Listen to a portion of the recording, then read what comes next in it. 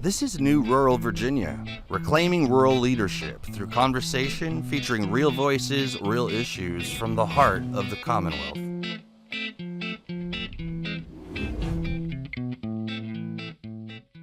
Hey all, welcome to New Rural's Candidate Spotlight Podcast, where we are talking about what Virginia's General Assembly elections this year mean for our rural communities. I'm Parson Brown. And I'm Larry Wohlers, and we are your podcast hosts.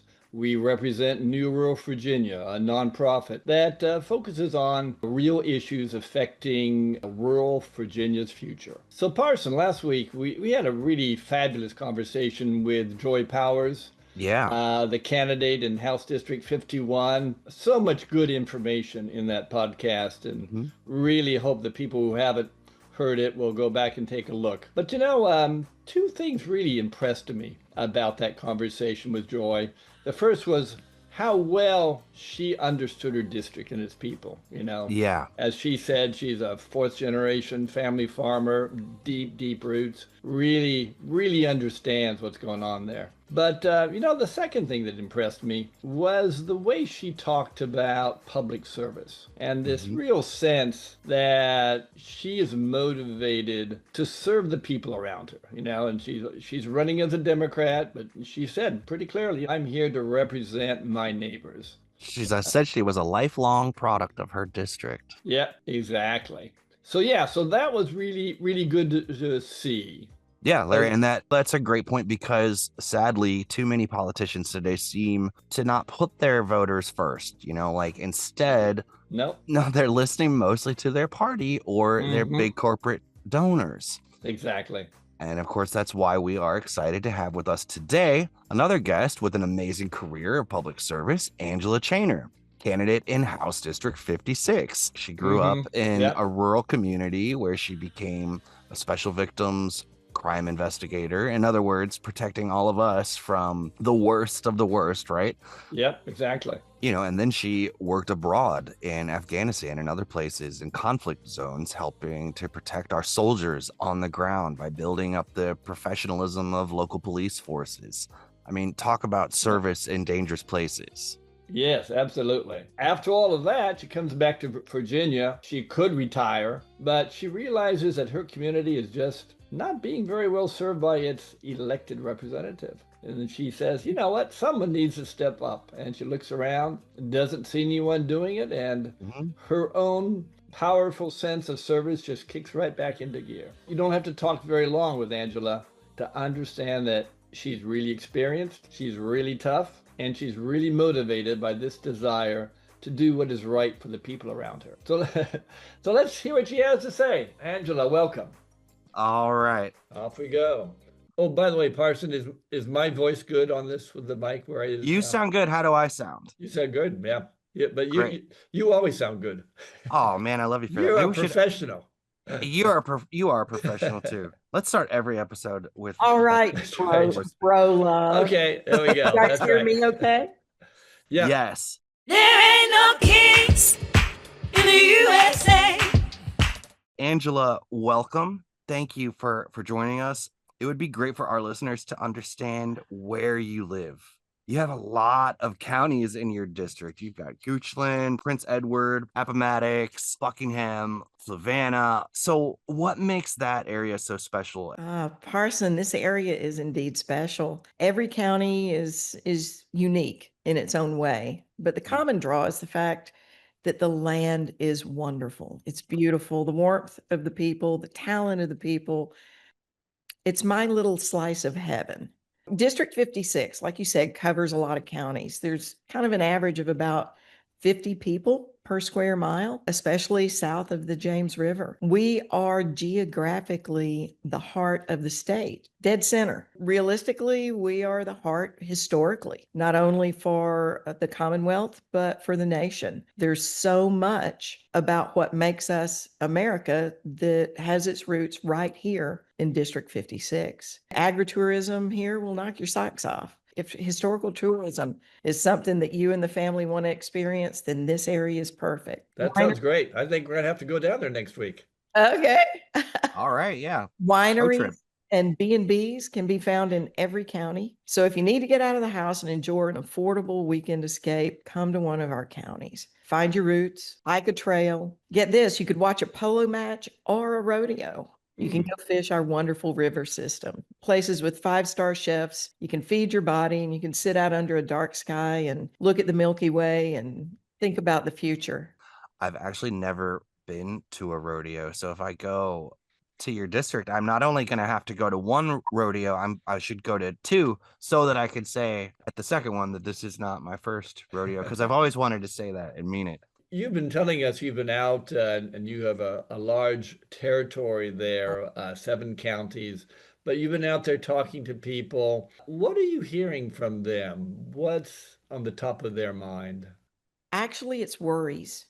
When I go door to door, one of the main things I hear starts with this one quote. It's said to me in multiple ways, but the door gets snatched open and the man looks at me and says, "You know, you're the first politician to darken my doorway in 30 years." Oh, Wow. like that no one has showed up for Yeah. them. Yeah, that they're isolated. There seems to be a genuine belief from a lot of the people I talk to that for them as an individual, as a member of their community at large, and especially to the big political parties, that they do not matter. Some of them are telling me they haven't voted in years because they think that both parties are lost, that neither party has a plan or a good plan, or that the parties themselves at their heart are corrupt, as long as they're willing to engage with me. And I've been surprised that as long as I stay in my space and together with them, the conversation evolves and ends up being very informative and often leaves with them wanting to vote for me. The general themes of what keeps people awake at night and Yeah. really worried. Yeah, absolutely. Sort of in an order, a quick list. The chaos coming out of Washington leaves them feeling unsettled day in and day out. Oh, yeah. Promises that were made that better things were going to come after November 4th of last year have not come true. But yet the threats that are embedded in these mountains of executive orders are very quickly coming true. They talk about losing the safety net of Medicaid expansion here in Virginia. That is something that has literally saved many of our elderly and individuals with disabilities and special needs. They're very frightened about what's going to happen next. And this is a survival question, not just losing a benefit. A lot of times those safety nets make the difference on their survival. There's the looming loss of the SNAP programs that keep so many of the kids fed and able to sit in school and learn. And, you know, a lot of them are farmers and they talk about the impact of losing SNAP, losing USAID programs, and how much that helps support not just American food farmers, but Virginia food Sure. farmers. Yeah. We're dependent on a lot Right. of these monies. There's so many cancellations that are on the horizon, but there's a lot of them that have immediately hit. That links into such a bigger story about Dominion, about the data centers that is outside the shade of their rooftop and their porch, but they know it. They recognize the danger that's looming on the horizon. You know, they all talk about schools, whether they have children in school or not. They're worried Yeah. about losing the Title I federal funds that help schools with staffing and so many other things critical to the kids. Those things are immediate, that directly affect them. But a lot of Virginians here in the country also mention the concern about the way masked, anonymous, weirdly uniformed individuals are snatching people off the streets and disappearing them. And they deeply, deeply believe that this is just the beginning of a future where if anybody speaks out in opposition, this is the kind of thing that could happen to them and their families. So there's a recognition that protecting the most vulnerable among us is going to be key to the survival of our communities. It seems like in another world, this is where such a conversation might exist, but this is the world we're living in. How do you convey sincere worries that when they come for so and so and they come for this person and that person, and you say nothing, then they come for you? Like, what do we as rural citizens and as a rural candidate, how do you talk across the aisle for these seemingly more and more inevitable truths? Most everyone understands that radical Republicans in the federal Senate and here in our General Assembly have decided to sit quietly and allow this type of lawless administration to proceed. There's an expectation, there's a hope on the part of many of these people that the Democratic Party will begin identifying candidates that are willing to be authentic, that are willing to take their message and their needs and their desires and demands to Richmond and create legislation directly related to how they expect government to work. Because of your background in law enforcement, you have a better understanding than most about what's appropriate and what's not when it comes to these types of enforcements, I would imagine. Honestly, that's where usually my conversation will cross and breach that divide between individuals that may have voted Republican in the past and also individuals that have a progressive mindset and have real concerns about the state of law enforcement in America. That when they understand my background, when they understand the way I stood on my ethics. I think, with your background, you have seen how law enforcement is supposed to be conducted, right? And that means that when you see things happening, maybe not right now directly around you, but we see that it's happening. You're like a doctor who watches another doctor, and you see that he's massacring that surgery, and the rest of us don't really know, right? He looks authentic, but that's where you are. You have that ability to say,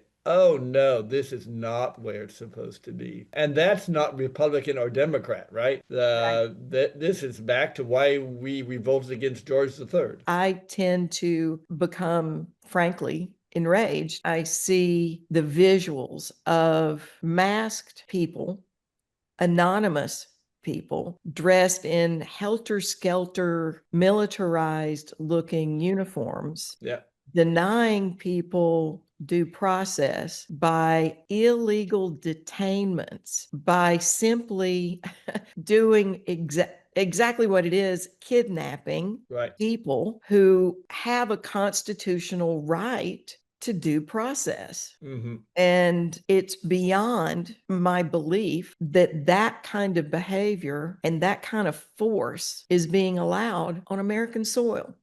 Mm-hmm. It is lawless. And it I certainly is appreciate- not common with, yeah, certainly not it's acceptable in rural areas either. I mean, no, in anywhere. Not in America, Yeah, not in America. not in our America, right? yeah. That's kind of how I feel. There's so much to unpack and so much immediate outrage and passion that should be directed at the current administration, at the decisions made by and influenced by Stephen Miller, by Pam Bondi, by, I'll call them out, the individuals that now are in control of the Justice Department. The whole reason inspector generals were suddenly cut away, the whole reason JAG officers were reassigned or cut away is because these were the people who understood the dangerous path this administration was taking. They would have stood in the way of exactly what we're seeing roll out now. Yeah. Knowing that this is our reality, we need to not falter. We need to not lose faith, and we need to organize. We need to come together. We need to create strategies at the county level, regional level, state level, so that we can create ways to hold back the pressures that are coming from that federal level. Right. And the only way to do that is going to be electing Democrats into the House of Delegates. Yeah.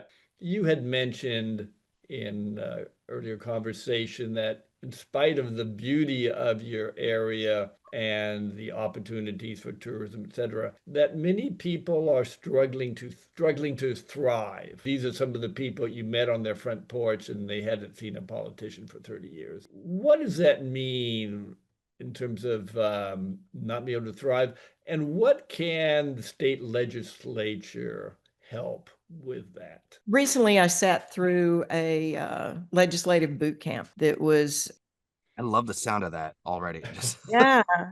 So there were a lot of representatives that were there listening to all of the different departments and agencies as they predict what's going to roll out after the change of fiscal year, which for the federals is the end of September, 1st of October. And then, of course, we're going to have our November election. And I'm not sure if you've heard yet, but the plan is for a special session to be called so that in the fall before the election, our General Assembly will be in session and at their offices and desks there in Richmond. As the election occurs, regardless of the outcome, the new impacts, the first phase of them will begin happening. That means that our legislature needs to be ready to begin passing legislation as soon as possible that will mitigate the impact. We don't know what we don't know yet because so much of what's happening with funds is intentionally ambiguous. intentionally ambiguous. Another term could not be more true. So, Larry, to your question is we need to stand ready, be responsive with solutions. We need to be nimble in how we do it, and we need to be resilient because solutions are going to have to bridge some pretty critical gaps in the safety net, social safety nets that people are depending on. And you need politicians or representatives who won't be afraid to say what's happened in Washington is wrong, and therefore we need to help people Correct. with that. Here's a flip side though, too, is that a lot of people don't know what a delegate can do. At the state level, Sure, yeah, absolutely. even I'm learning. When we think about what's coming down from the federal level, there's nothing that a delegate can do that can change that reality. I believe the job of a delegate is to stand ready, to work as a team, to create legislation that will mitigate and push back on federal intentions to undermine our freedoms. In that, I have a responsibility, if I'm chosen by my citizens here to become a delegate, to go work for them, but then to come back home, have town halls, continue to have my porch time with individuals, to meet people and talk to them and report back what's going on, in each session and as each session's going on. The real problem that I see is that, especially on the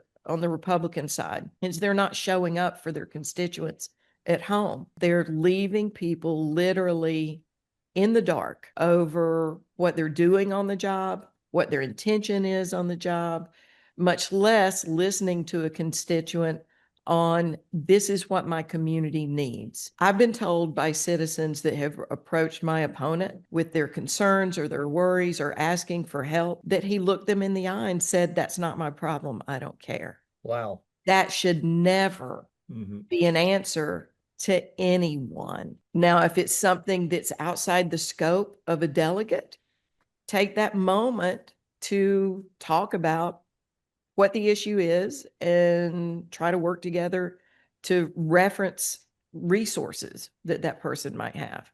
But a constituent should never hear a comment like that from an elected official. Yeah, no, I actually really like that what you just said there, and even just the sentiment of, we can acknowledge that most folks don't have the time to understand politics in general, probably in the way that we focus on it on a regular basis, but the average working person, what was it? I think it was said recently, like 4 minutes 4 minutes a day to think about politics and to offer the to offer education rather than to exploit the fact that people don't understand the process. Um, I hope that that's something that you'll continue to bring, not just through Mm, your campaign, but when we have someone like you in mm. office. Because how else do we get a more productive and interactive society other than to engage one another in the process and the conversation? It's my goal to drive hard all the way to November 4th.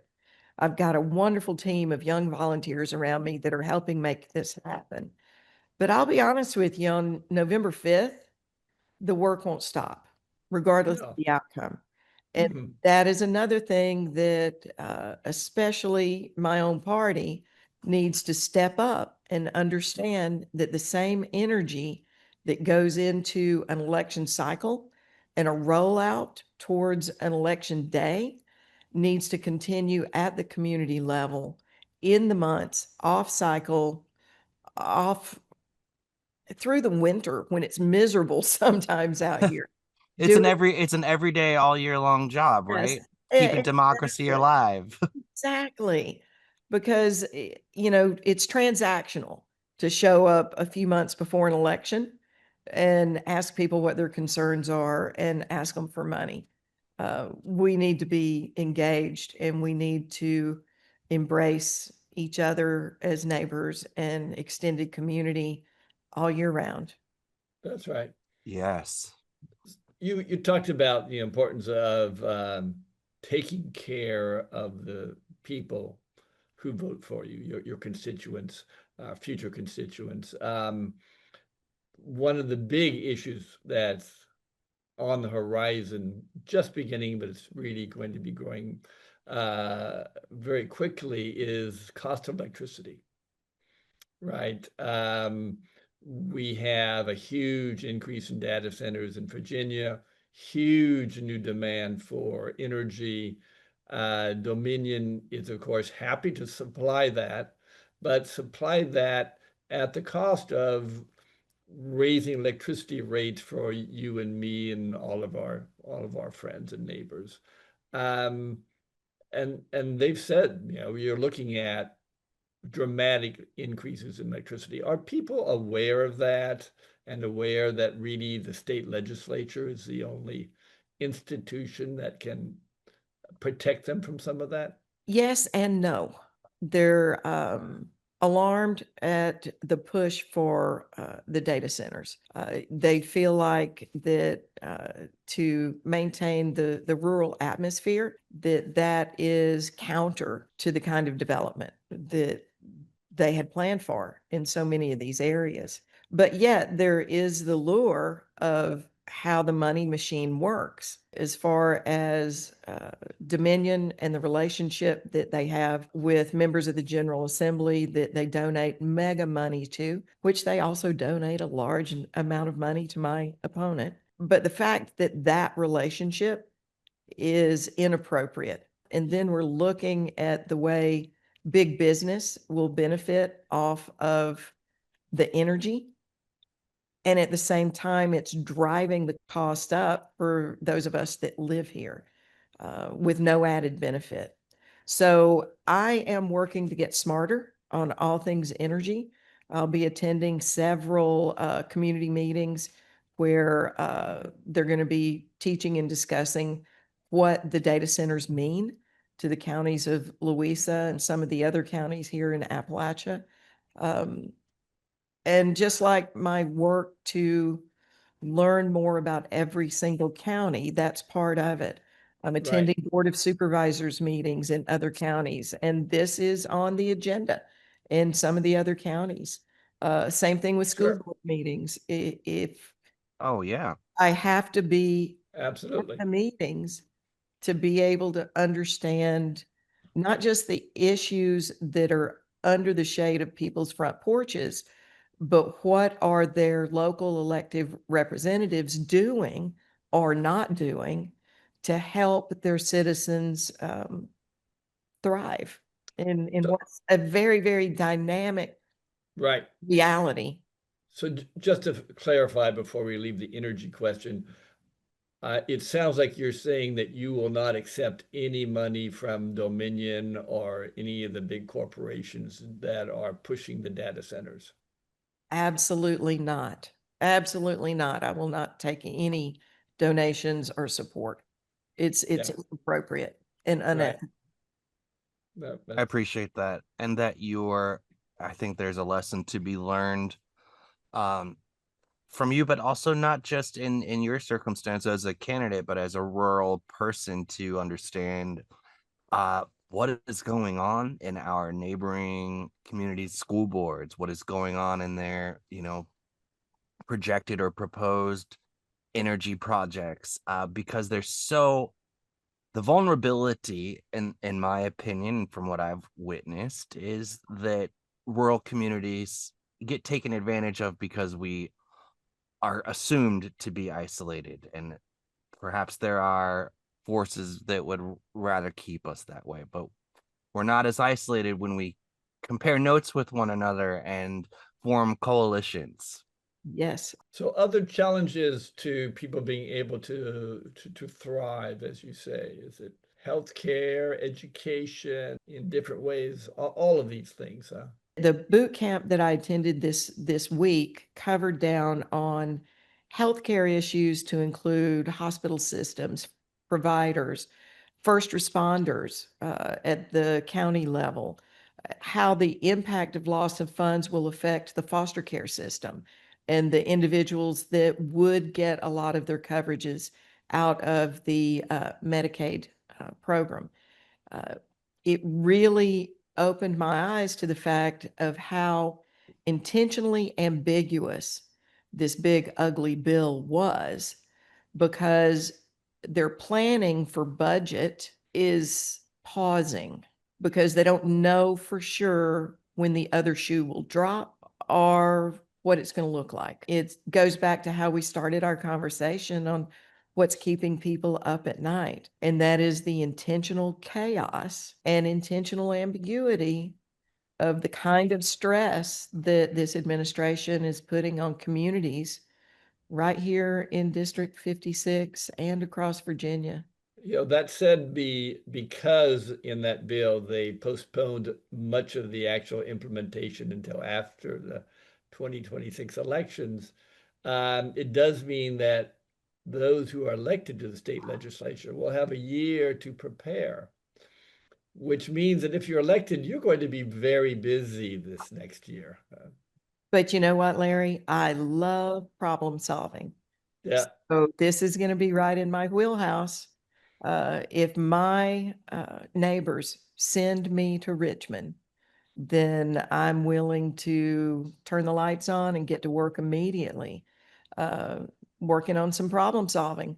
that's a great approach. Okay, so you have shared with us No Kings in the USA, featuring Allison Russell, Demeanor, Our Son, the Voice of Reason, Dolio, The Sleuth, and all No Kings. Like all these incredible artists together. It's a really cool song. And And the list this goes on and on of folks that have contributed. Oh, and this launches by Gangsta Grass. Yeah. And an artist that I've run into lately, because my whole world, bridges the divide between cultures, between rural, between urban. There's just something about bluegrass mixed with rap that makes me wow. surround the Interesting. house and enjoy the day. But when I reached out and talked to a representative from the band, and she said, "You really need to hear this song." I dig it. I listen to it regularly because it lifts me up and I bounce around the house, but also their lyrics just rock. So yes, thank you for mentioning that. And I love Gangsta Grass. And this is a new song by them. I believe it's called No Kings. I love it. It's going to be on my playlist. So y'all, Okay. as we close out, stick around and listen to this hand-picked jam And by But Angela. but but don't before we do that, let's remind everybody that Angela has a great website. AngelaChainer.com. You can also find me on Act Blue. Every little bit that you send my way helps us reach more houses out in rural Virginia. And I appreciate the support each and every one of you are giving to us. Thank you, Larry. Thank you, Parson. Fantastic. Thank you so much, Angela, and good luck. Thank you, dear. There ain't no kings in the USA. You're not God, no matter what you say. You break your word, you steal and lie, but you can't break us, no matter how you try. This land is ours, and we are free, from the desert sand to the shining sea.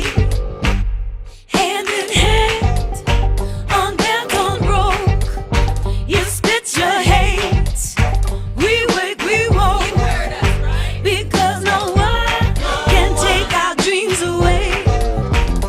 And no man owns the USA. There ain't no king in the USA. He ain't God, no matter what he say. He says then, we say not today, 'cause there ain't no king in the USA.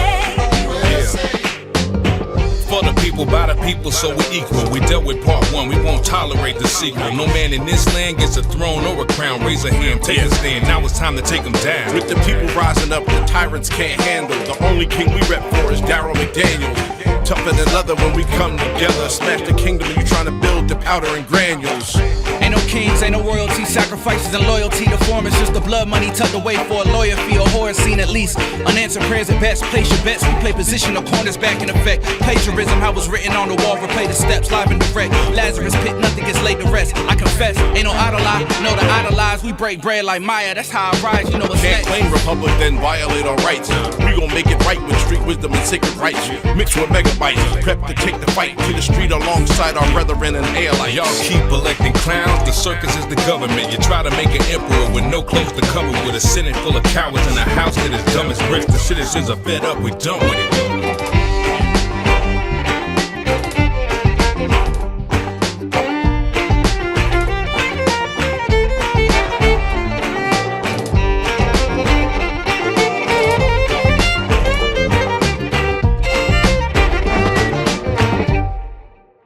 There ain't no king in the USA. He ain't God, no matter what he say.